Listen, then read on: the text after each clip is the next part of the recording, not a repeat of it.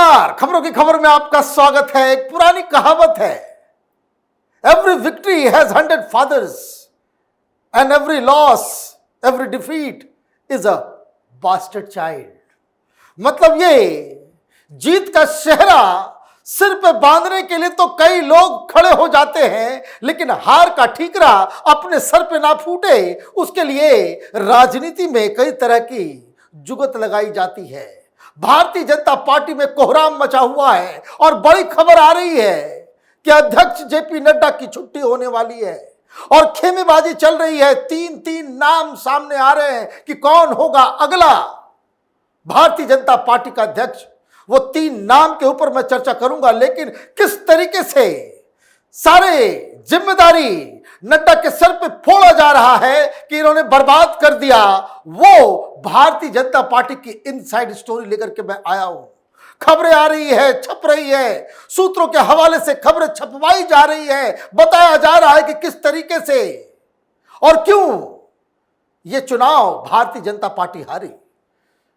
तो क्या ग्रम्बलिंग चल रहा है पार्टी के अंदर और वो कौन 3 लोगों के लिए लॉबिंग की जा रही है, ये सारी मैं डिटेल में आपको आगे देने वाला हूं। The failure of BJP to reach the much talked about 370 seats and being limited to just 240 seats from 303 what it had got in 2019 election is being attributed to multiple reasons, including complacency and a lackadaisical approach by some towards campaigning.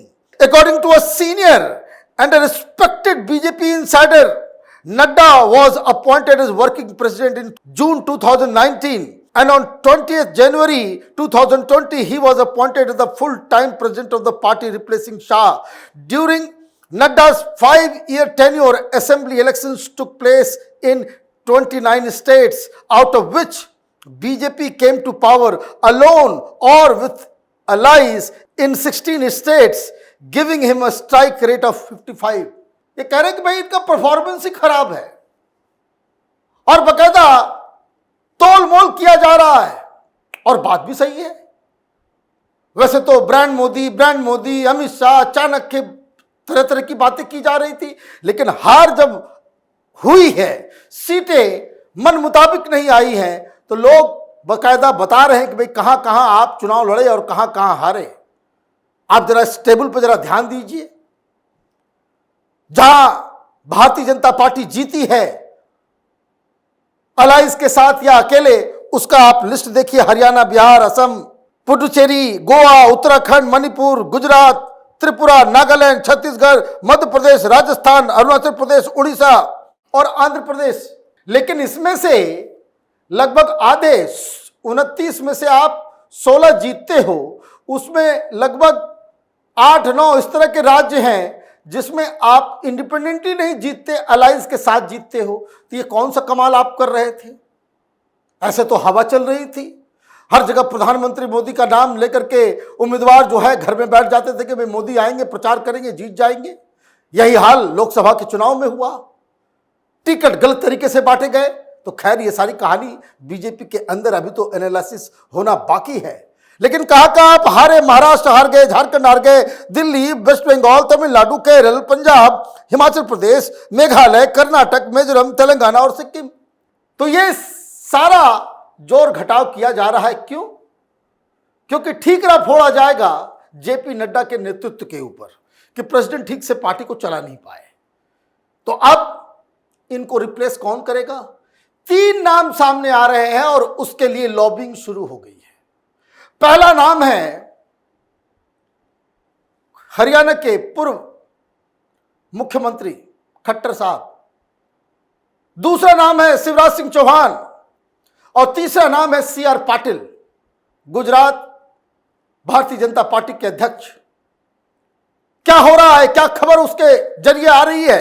In a run-up to general election, the name of former Haryana Chief Minister and now Member of Parliament from Karnal, 70-year-old Manohar Lal Khattar, was seen as likely to replace Nadda.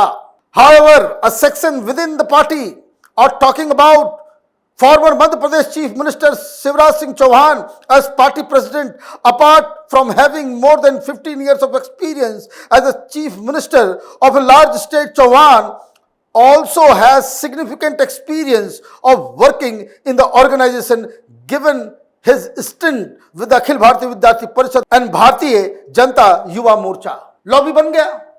अगर खबर इस तरह से आ रही है, इसका मतलब पहले तो दो लॉबी बन चुकी. कुछ लोग खट्टर साहब को बनाना चाह रहे हैं और कुछ लोग शिवराज सिंह चौहान को बनाना चाह रहे हैं. भाई क्या बात है. अभी तो शपथ हुआ नहीं है. और मैं आपको बता दूं, अगर दोनों को मंत्री बना दिया जाएगा तो फिर दोनों में से कोई अध्यक्ष नहीं बनेगा. शाम तक फैसला हो जाएगा. खबर आ रही है कि खट्टर साहब भी शपथ लेने वाले हैं, शिवराज सिंह चौहान को भी दिल्ली बुलाया गया है, शपथ लेने वाले हैं. तो ये जो खबर जो चलाई जा रही थी कि ये दो बन सकते हैं, इनका तो पत्ता वैसे ही साफ हो जाएगा. ये तो कोई आम आदमी पार्टी है नहीं कि चीफ मिनिस्टर भी हम भी, नेशनल कन्वीनर भी हम ही. ये कोई गांधी परिवार की तो पार्टी है नहीं. ये तो लालू यादव की पार्टी नहीं है, मुलायम सिंह यादव की पार्टी नहीं कि बेटा ही सब कुछ करेगा, कमांडर इन चीफ से लेकर के सब कुछ. तो यहां अगर ये लोग मंत्री बन जाएंगे तो फिर अध्यक्ष नहीं बन पाएंगे. और अगर अध्यक्ष बनाया जाता है तो फिर मंत्री पद इनसे छीना जाएगा. लेकिन बड़ी बात क्या है कि सूत्रों के हवाले से जो खबर प्लांट किया जा रहा है, इसका मतलब है भारतीय जनता पार्टी में इनसाइड जो अंदर की जो लड़ाई जो है वो तेज हो रही है. एक और जगह खबर आई जिसमें किसी वरिष्ठ लीडर ने बताया कि भाई क्या प्रॉब्लम है और क्यों, इसका निदान कैसे होना चाहिए. A section within party leaders believe it could be some other senior leader to who would be given the responsibility to remove deficiency that has crept into organization, which includes the failure of the feedback system in accurately gauging ground reality. अब ये एक अलग पत्ता फेंका गया है कि भाई इन लोगों से नहीं होगा, इन लोगों से नहीं होगा. हालांकि सीनियरिटी अगर आप देखें तो शिवराज सिंह चौहान देखने में यंग जरूर लगते हैं. उम्र उनकी 65 साल की है. अमित शाह 57 साल के हैं. आप इस बात को समझिए. उम्र में अमित शाह कम है, शिवराज सिंह चौहान ज्यादा है. फिर गडकरी साहब हैं, गडकरी साहब की उम्र भी शिवराज सिंह चौहान से कम है. एक राजनाथ सिंह हैं जिनके बारे में चर्चा होती तो वो 72 साल के हैं. तो कहने का मतलब ये है कि सीनियरिटी में भी शिवराज सिंह चौहान तो हैं, लेकिन एक नया तुर्रा फेंका जा रहा है कि इन लोगों से ना हो पाएगा. तो किससे हो पाएगा? तो आपको प्रॉब्लम समझना होगा कि भाई प्रॉब्लम क्या है. भाई इतनी बड़ी पार्टी, इतना बड़ा आरएसएस, इतना बड़े जो कार्यकर्ताओं की संख्या आप कहते हो दुनिया की सबसे बड़ी पार्टी है, और अभी आप प्रॉब्लम ये गिनाने की कोशिश कर रहे हो कि जमीनी हकीकत क्या है, ये हम लोग समझ नहीं पाए. ये कांग्रेस वाले चोरी चोरी चुपके चुपके वो पर्चा बांट रहे थे. वो संविधान की का पेज जो है वो दलितों को जाकर के बांट रहे. भाई आपके कार्यकर्ता कहां सो रहे थे?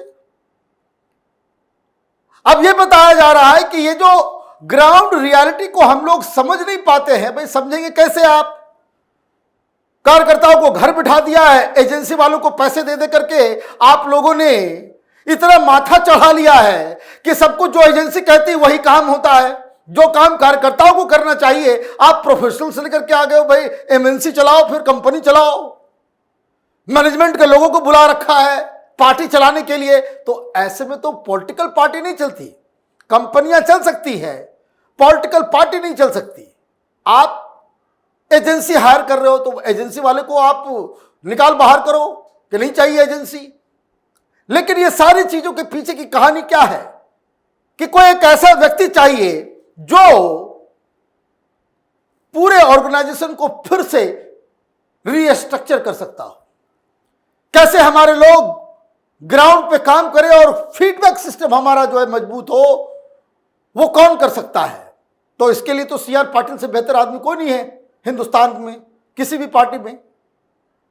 जिस हिसाब से आप गुजरात के चुनाव को ऑलमोस्ट हारने वाले थे और इस हार को जीत में तब्दील किया सीआर पाटिल ने, तो इसका नाम तो उनका नाम तो सबसे आगे होना चाहिए.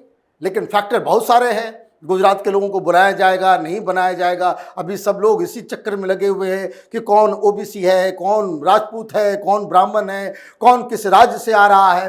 तो आप कास्ट कॉम्बिनेशन, रीजनल कॉम्बिनेशन और ये सारी चीज़ों के ऊपर आप परखेंगे, उसको उसका मूल्यांकन करके अध्यक्ष बनाएंगे, तब तो पार्टी जो है कोई खास इसमें इंप्रूवमेंट होने वाला नहीं है। टैलेंट को साइड करके राजनीतिक समीकरण को साधा जाएगा तो पार्टी मजबूत नहीं होगी। कुछ चीजें होती है जो संगठन का काम है, जो लोग इसमें महारत है उनके हाथ दिया जाना चाहिए। हाँ, जब आप चुनाव लड़ते हैं, जब आप मंत्रिमंडल देते हैं तो रीजनल बैलेंस, कास्ट बैलेंस वो देखना वो लाजमी है। लेकिन संगठन में भी अगर आप रीजनल बैलेंस और कास्ट बैलेंस ढूंढना शुरू कर देंगे तब तो फिर भगवान ही मालिक है। तो यह खबर, बड़ी खबर आ रही है कि नड्डा साहब की छुट्टी हो रही है और 3 नाम आगे चल रहे हैं जिनको भारतीय जनता पार्टी का अगला अध्यक्ष बनाया जा सकता है। उसमें सबसे आगे खट्टर साहब, शिवराज सिंह चौहान साहब और CR पाटिल साहब, ये 3 नाम हैं जिसकी घोषणा बहुत जल्द हो जाएगी। एक बार ये मंत्रिमंडल का ये जो शपथ और जो मंत्रालय बांटने की प्रक्रिया खत्म होने के बाद। तो आप देखते रहिए कैपिटल टीवी। हमारे वीडियोस को लाइक कीजिए, शेयर कीजिए और हमारे चैनल को सब्सक्राइब कीजिए। धन्यवाद।